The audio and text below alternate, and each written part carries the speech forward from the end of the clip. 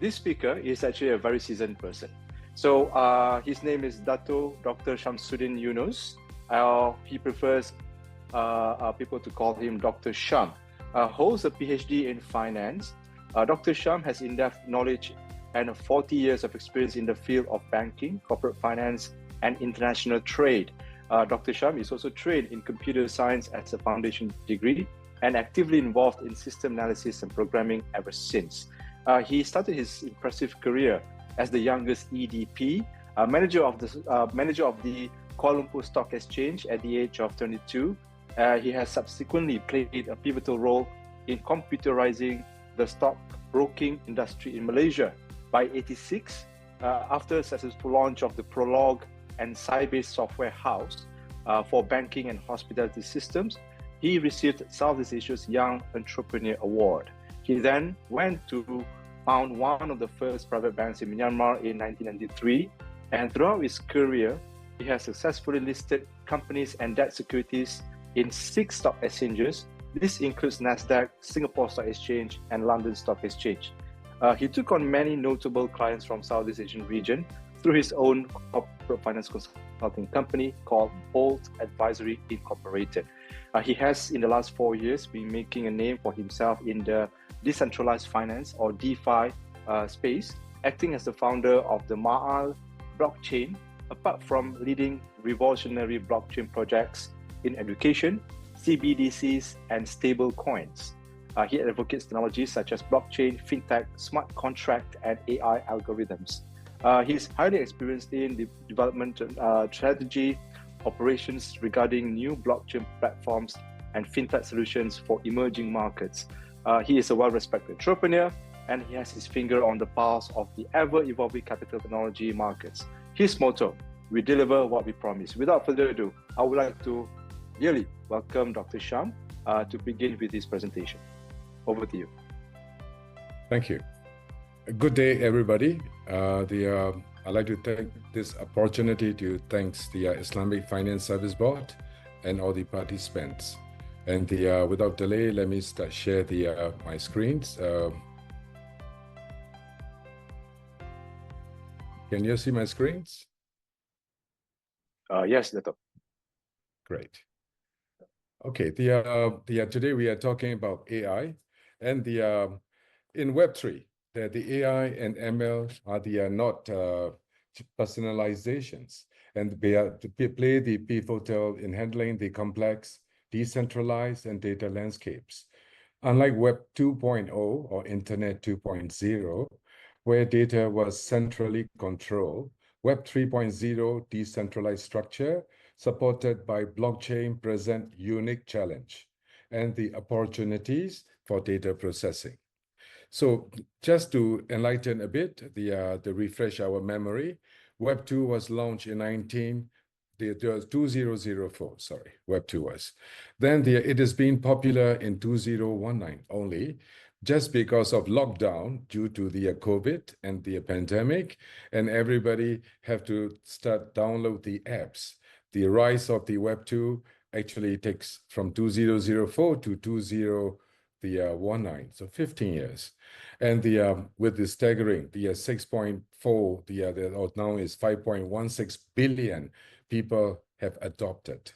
And as compared to Web 3, or Internet 3.0, which has been launched in the 2018, and today is 2024. Soon it's going to be 2025, and very interestingly, only less than 1% of the global population has the adopted, and the among which the Muslims, there's about 75 million people are active right now in Web 3, which includes the blockchain, AI, and the etc. And of which 25 million people, representing Muslim population, which is very significant. It is 0.9375% are actually engaging with the Web 3. Why the less than 1% is in Web 3 with today's subject matter? The main challenge is actually because of centralized approach and decentralized nature. We all grew up in the centralized, like I was being introduced. I studied banking systems about 35 years back. And back then and now is totally different. And but something still remain is the approach, the centralized approach, which is very much built on Web 2 or Internet 2.0. So the challenge is come with the aid of AI. And when you bridge the gap between the centralized mindset operation, for example, central bank, and to be decentralized their operations, you need a protocol. And that's where our use case and the Tijarah journey begins. We are listed in the last year, and we are actually from layer 2 to we have upgraded layer 1 blockchain to accommodate the challenge. Oh, let me shift the next. Okay, so we're talking about Islamic finance. So it is always about Maqasid al-Sharia to make it simplify. We do not want to take the route down to the al-Muwatta, to the jurisprudent law, to the Wusul al-Fiqh. The Maqasid make it easy. The 4 key area: facilitations, transparency, and the securities and anti-monopoly. Anti-monopoly is not possible the previously because we got centralized approach where decisions are made from the top and always wisdom is always at the top. And with that in the mind, right after we develop and the launch our layer 1 blockchain, we have recently successfully introduced Wisdom 2.0. Wisdom 2.0 basically it's actually bridge all the centralized mindset organizations and to be able to deal in the decentralized environment by using AI, which do the 2 functionalities. One is validations of the transaction in private chain. You know, the central bank will not allow network of computers to be verify or rather the validate the transactions, which is the key part of the decentralized and blockchain nature. So the status quo will be remain at the private blockchain like central bank, for example, and they can operate at the top-down approach as it is, and the Wisdom 2.0 does the job of the validating as well as the filling the gas tank to settlements of the transactions using the AI. Well, that brings this kind of approach. The private chain now can be established individually as it is, like that the years and years, century that we experience in, and we all can have the own private chain and the protocol and AI via the Wisdom 2.0 introduced 3 things. One is called AI al-Mutakim, which is basically verify all the characteristic of the past fatwa in the Sharia transactions and the natures and the decision-making process, and to be compared with any new upcoming things. And second one is the AI gas filling, means that the private chain, the blockchain have private chain, public chain, so which I will not go very detailed on technical, but just to make present setup, the machinery of top-down approach still persists and remain and relevant, and not to be go into chaos of the decentralizations out of sudden. So AI play the pivotal role at the Wisdom 2.0 level, and this validate the transactions in both private chain as well as the public chain. Having said that, we foresee that it will be next 12 to 18 months, ladies and gentlemen. The time will be arise that when like Web 2, it was established in 2004, but only popular in 2019 due to catastrophic situation and of course lockdown. And for Web3, the demand will come from the international trade settlement to be fair and just, not to be depends on the single currency or instrument. and everything will be go back to the 1400 years back ago, where every instrument will be built upon intrinsic value. That is found the very, very important and core part of Islamic fintech. That the intrinsic value, simply just to make you refresh the memory, it does not permit double spending. The present, the Web 2 or all the applications that we are used to or we are still using have promoted the double spending, because I deposit $10 to the bank can loan back $10, and it is called double spending. As Web3 and as the rise of the blockchain is only encrypted the data, so that only permit the single transaction, unlike the double spending.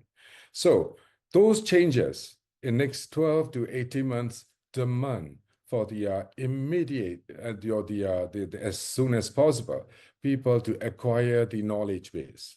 So with that in mind, the Tijarah group have developed it's called phenomenon-based learning.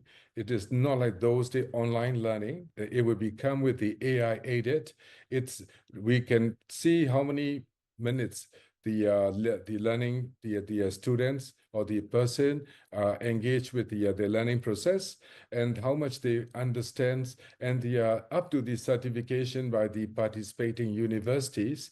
The whole process is AI driven, and that is the power of AI today. And when we're talking about AI, there's something important that we need to remember, that in Web3 or the Internet 3.0, AI and ML are not just about the personalization, but play the pivotal in handling the complex, decentralized data landscapes, unlike the Web 2.0, where data was centralized or centrally controlled. So Web 3.0 decentralized structure, supported by the blockchain, presents unique challenges and opportunities for data processing. So how do we make it simplify the whole, this revolution that's taking place?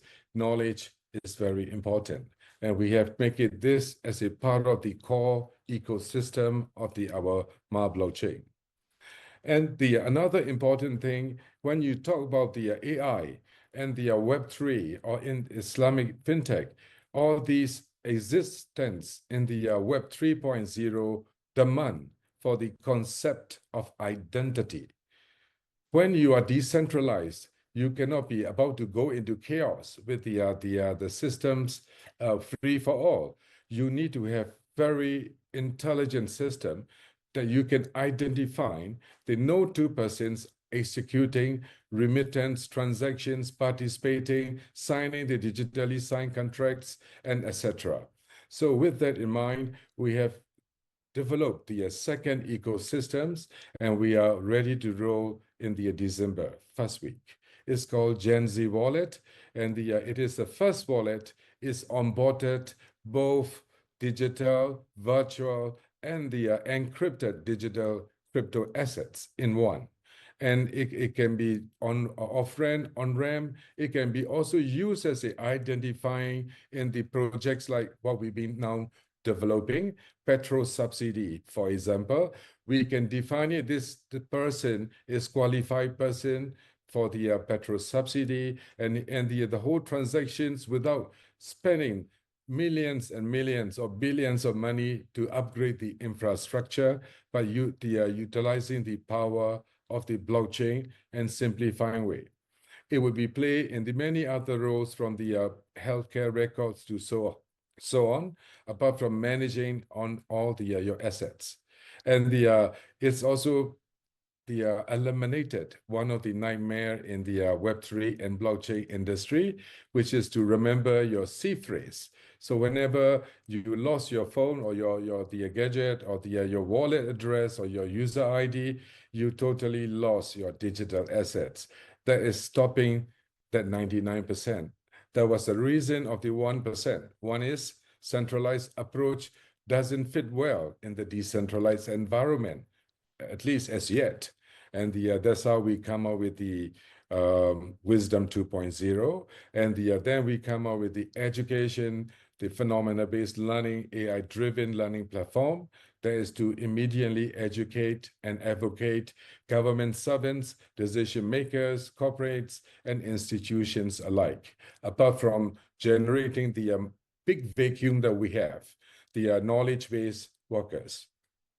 If you want to code the good smart contract, if you want to come up with good Web3 projects, we have limited number of people, especially in Southeast Asia. And we intend to fill the gap. And then the Gen Z wallet will be another final ecosystems that basically is come with no way to be frauded because using MPC technology and without the C phrase, all you need is your look and your eyes and your face with the 1.2 million pixels, the live movement. So with those technologies, will play the vital role. So in the Gen Z, today we're talking about Islamic fintech, and we are talking about AI. So I need to elaborate on the real world experience with the Gen Z wallet. Gen Z wallets of the AIs are fully focused on 4 areas, like facilitations for the things like successions of the products. For example, you may be holding the best and the most secure wallet, and to identify yourself, signing the pages or the documentations, or storing your digital assets, your NFTs, or even things like your documentations. With the prescribed time set, you can actually, even you no longer exist, the second person can be take over, and that is the game changer. And we are very proud to be go into the market as a developer, as the technology and the next level of the wallet. And of course, the ethical investment products will be interface using our Swift API. Actually, we can even do the things, we can promote and enlarge the bigger scales to the Islamic fintech, other businesses, opportunities, startup companies to be able to offer any Mudaraba contracts, for example. The screening process obviously will be taken care by AI al-Mutakim, and then all those approved projects can be able to be without the taking time-consuming approach, and the sharing the exchanging the build up to the execution of the actual doing business. So that can be easily done just by having a single wallet. And the transparency. Blockchain promised the power. Blockchain promised the transparency. But the blockchain, everybody have misunderstood on blockchain as well. The blockchain wallet, transaction, and receiving wallet for the sending either digital assets or the NFT or any execution. Then how do we know who is sending, who is receiving? Does it go against the Islamic principle of the security that we are emphasizing, or does it go to things like the anti-money laundering? And all these are actually taken care of in blockchain itself.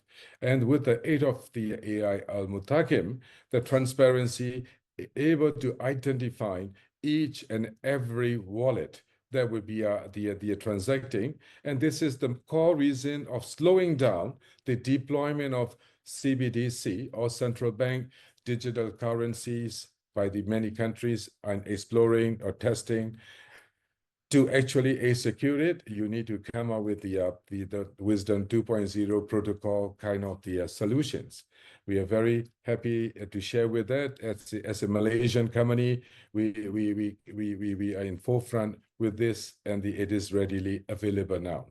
And the last part, and which is play a very important role, the anti-monopoly.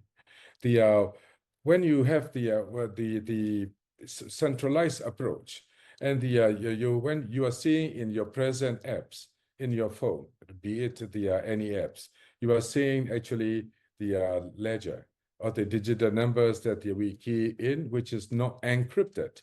The actual funds, actual money usage in the ecosystems are confined into those individual apps and the direction and business that they're promoting. So unlike those, with the aid to this Gen Z wallet and AI aided in mile chain overcome this from those hindrance. And you can be the people said there are many countries are not fortunate like Malaysia, where we have very systematic tabung haji to manage. So the Hajj people from other countries, now they have an opportunity in the blockchain to be not only just to be using as the settlement or saving, but also hedge against the rising inflations. That is interesting. I got experience those days. I keep saving the money for my Hajj, and the cost of the prices keep going up. And how do we? I was always thinking that was back in 80s. How can, if I know it is 5 grand and I save 5 grand, I can go. But as I reached to 5 grand, the costs went up to 10 grand. So the situations and challenges are now able to address in the blockchain Web3 with the aid of the AI. And with that in mind, I will not take too much of the time, but I'd like to have the parting notes. Basically, Islam accepts artificial intelligence, AI, as the form of technological in progress. But it's emphasized that AI should be used wisely and with consideration for its impact on the environment and the human life. With that, I'd like to take this opportunity to thank the organizers and participants, and have a good day. Assalamu alaikum. Over to you. Walaikum salam warahmatullahi wabarakatuh. Thank you, Dr. Sham, for the very insightful journey towards blockchain and the technologies that Tijarah has been developing, I think, safe to say, for the past 5 years. And I'd like to pick on briefly on the LMS, which I think is on the rise right now. Well, we start hearing about the microcredit back in 2021 to 2022, and now microcredit has been one of the most prominent method for educators and for those who are seeking education as an alternative plane for them to actually achieve a certain level of academic status. And thank you so much again, Dr. Sham, Dr. Shamshudeen, for your time, for your precious time, and for your willingness to share with us the current projects under Tijarah and the level of achievements that your company has achieved to date. And just for context, today we are seeing around 60 to 70 participants, and they come from, my colleagues have done the math just now. So we have 70 participants coming across 20 countries. And this includes Myanmar, Russia, and a number of participants from the Middle East, the Gulf countries, Africa, and across Asia as well. And I think majority of them comes from the regulatory and supervisory authority. So it's safe to say that central bankers are watching this our forum today, and I'm pretty sure that there are lots of key takeaways for them. Based on this very compact forum that we have, I'm pretty sure there's a lot of emerging technologies from each of the countries as well, which I think this is a good starting point for us to actually converge and share how much progress we have made since the introduction of blockchain, DeFi, and other fintech within the global financial services industry. Again, thank you so much, Dr. Shamshudeen, for your time. And now that will take me to Dr. Shams. Interestingly, taking off from where Mr. Zayan, has just left off. No doubt, therefore, that digital transformation is essential to sustain the growth that the industry has recorded so far. We could have started from the basis of religious appeal, but again, technology has played a role, and moving forward, it will keep playing that key role in ensuring that the market expands in its reach, exploring new opportunities, and perhaps even entering new terrain that has not been reached before, serving new class of customers. You did talk about the Gen Z wallet in your presentation earlier and things like that. Now, against this backdrop, this requires a shift from traditional product-focused models to innovative, collaborative, or even competitive approaches. Such models must therefore cater to the evolving expectations of tech-savvy, convenience-driven customers whose digital financing behaviors are rapidly changing. Therefore, Dato, given that consumers today expect seamless digital experience, as alluded to by Mr. Zayan earlier in his presentation, how can Islamic financial institutions leverage technological innovation to meet these evolving needs of the customers while remaining true to the core values of Islamic finance, of course, which is underpinned by Sharia compliance? Good. That's a quite good question. I got to remember quite a few points. And my view, or rather they call me new kids on the block, but I'm 42 years in tech development, and I started with the first GL of the programming to now to smart contract. Well, the key thing is education, education, education, and we foresee 12 to 16 months or 12 to 18 months is inevitably the world will be changing to the totally decentralized environment. As I mentioned in part of the earlier presentations, that the Web 2 derived the popular only with the catastrophic situations. And we don't need another catastrophe to be adopting of the blockchain and Web 3. But what's stopping us right now is that the mindset of centralized and the decentralized situation. Centralized top-down approach, there's boss, there's the rules, I know the best, the wisdom is always at the top. And the prime minister will be decide for the country, and central bank governor will be decide for the central bank rulings. And where else decentralized is the nodes of computer will be validating. So how do we bridge this? And that is in terms of the deployment. But in terms of users, you rightfully mentioned how fast the users can be easily adopted. It is the needs of the learning management system that I've been talking about using on the phenomena base. And most importantly, there's another area that we have to be very mindful, which is Tijarah actively working with the NCDLT from London and development of Islamic Digital Centric Framework, or IDCF.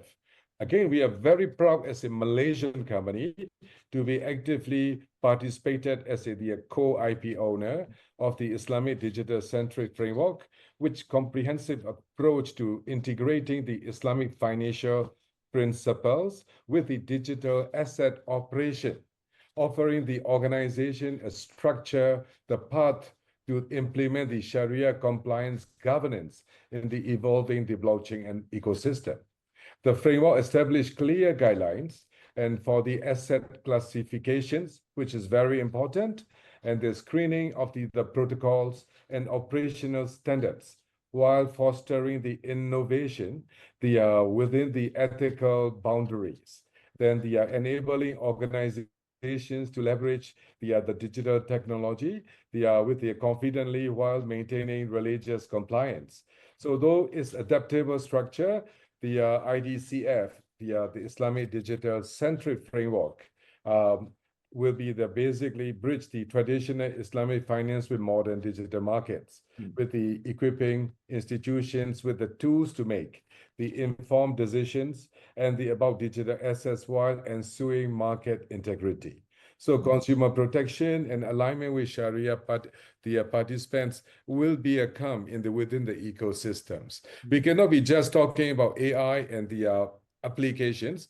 It's very important, like Tijarah, we build on the infrastructure, layer 1 blockchain, and ecosystem like Gen Z wallet for the concept of identity, LMS for the knowledge-based training, for the user's experience. We don't want to go to classroom and learn how to press which button. We want to nowadays, it's all about UI and UX, user experience. We are quite familiar how to operate our mobile phone, and you got to be built on that mobile technology and make it simplified as possible and easy as ABC. Thanks so much, Dr. Shams. Thanks so much. That's quite insightful. And but I have a question already in the chat addressed to Dato. Dr. Sham. I'm going to read the question, but just to prepare the other two panelists, that once Dato replies to that, I would also be asking for your closing or parting shots. You know, if there is anything across the discourse we have had that you would like to address, so that participants can bring that with them. So Dato, the question here reads that your approach to leveraging AI to bridge the gap between traditional centralized financial institutions and decentralized technology, while lowering adoption barriers and addressing compliance requirements, is truly fascinating. However, what about enforceability? How can enforceability be effectively achieved in the realm of decentralized technology and AI? That's the question, Dato. All right. Actually, I mentioned earlier, it's a good question. The biggest challenge that Tijarah faced when we started blockchain layer 2 to layer 1, the main reason is also echoed by the brother Mujahid and about the Web 2 and Web 3. The blockchain promise not only about speed and is talking about its empower, its immutability. This is a keyword. You cannot fraud, or you cannot be a delete. You cannot the modify. That is number one. And number two, and it is true to its nature or decentralized, it is being the enable of computer confirm. The challenge is also echoed by Mr. Mujahid, centralized approach with the great bureaucracy. Whereas we are talking about Islamic fintech, Islamic financial mechanism. Makasih Sharia, one of the keyword, anti-monopoly. Do we address that? There's the different argument. We can go all the way to Usul al-Fiqh, but the challenge persists. The blockchain answer that. The blockchain allows, that's where I was mentioning about Wisdom 2.0 protocol, which basically bridge the present banking setup in the Web 2. Yeah, with the top-down approach and the centralized approach, yet the AI and Al-Mutakim in the Wisdom 2.0 do two functions.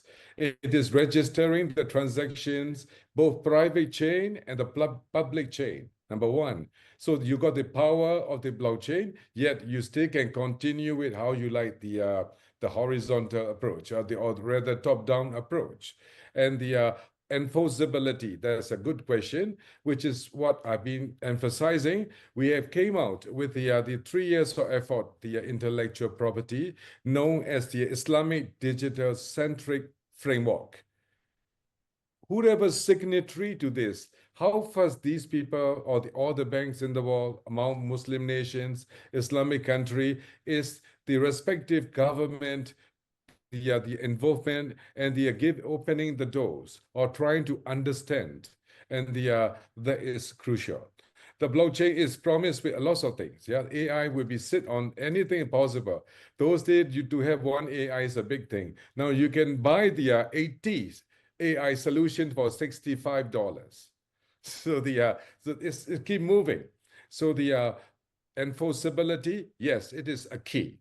The key, not only technology, not only knowledge, the enforceability means adoption universally, unilaterally on the Islamic digital framework, which will play the role.